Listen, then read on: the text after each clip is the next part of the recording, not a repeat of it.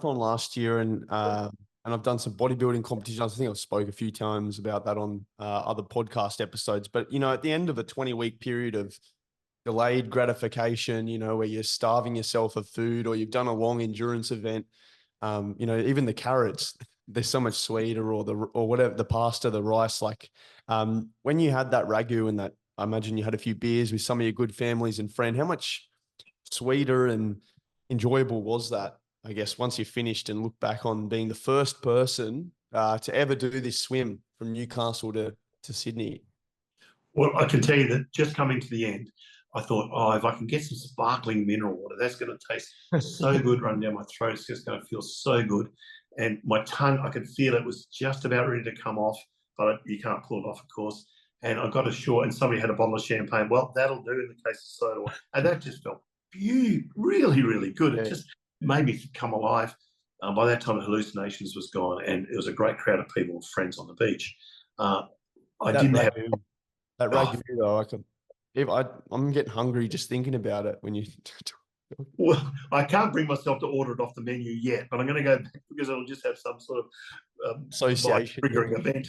But I couldn't taste much for the next little while. Sure, beers were very nice, and I had some calippos on the beach because that was cold and ice and trickling down my throat. But eventually, it's a wonderful feeling, and it takes a while, don't you think, to process what you've done? Yeah. Because all I was thinking about in the last kilometre was, how am I going to get these kayaks on the roof rack? How am I going to get this back to this guy? And there's 9 people on the boat. How am I going to organise them all back to Sydney? So all these things are going to my mind. I got there, of course, they're so professional, everything's done. And so I just had time to sit back and try to process it, and still am to a degree. That was 2 months ago. Yeah, it's to be honest, I still like trying to conceptualize. I know what you're sitting right here in front of me telling me exactly step by step how you went through it all, but still, to me, I guess it's absolutely astonishing. It's been a pleasure to chat with you today, Dean. I guess one thing I want to ask you before we kind of move into our concluding questions is, where the future of swimming is at the moment, long distance swimming, and what lays ahead for you. What are your goals and objectives over the next, say, decade or so within the realm of swimming, long distance swimming? Well, it's a great question. What's the future of long distance swimming, particularly in Australia? Because I think we've got an enormous future, and I think there are so many opportunities that we really haven't picked apart. We really haven't grasped. I was down in the Mornington Peninsula last week, and there's just coast everywhere, and it's safe coast. Sure, it may be a bit cool, but in the north we've got deadly jellyfish and crocodiles and things like that. You don't muck around with crocodiles. I'm not going to take a crocodile shield out. But there are opportunities everywhere, and I can feel that swimmers are thinking outside of the Ocean 7.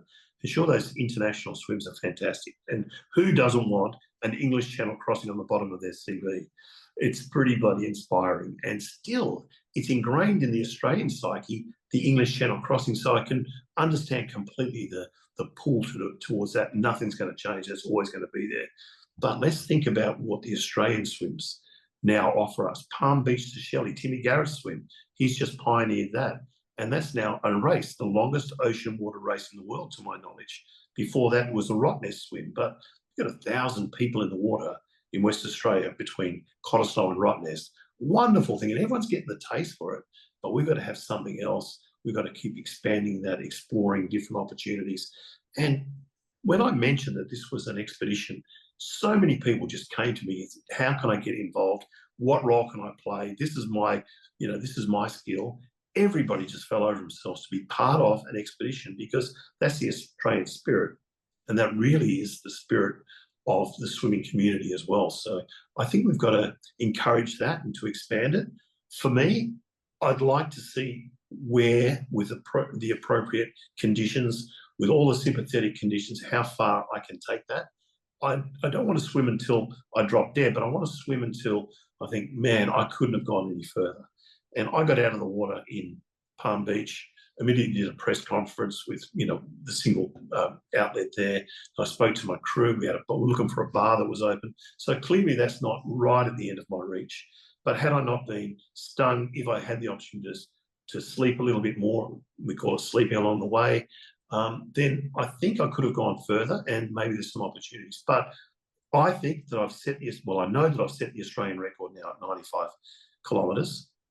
I'm just looking forward to the next person who thinks I can do better than that, I can do more than that. And I really want to encourage people to do that. And the first person that comes and asks me, I will give them my full attention and support in any way, because that's the nature of our sport. Not competitive. You're only competing against yourself to try to get there. It's a collective, and I want to encourage people to look at the Australian destinations. So that's where I see it happening. And if I can encourage anybody or any groups, or the development of new swims, I'll be there. And I like to work with people like Tim Garrett, because he has this forward-thinking view of Australian swimming as well. So yes, the international stuff's exciting, exhilarating, and wonderful, but also let's not overlook what's in our backyard. Tim did the Norfolk Island swim. Is that right as well, or recently? Or well, he didn't tell me that. No, I don't think so. There's two swimmers around that, and that is an enormous swim. It's 36. One was Linton Mortensen from Queensland, and Lauren, isn't there a Lauren? And Lauren from Bondi, and they both. So he was the first man. Soon after, she was the first woman to swim around the island, and yeah, that's a great swim.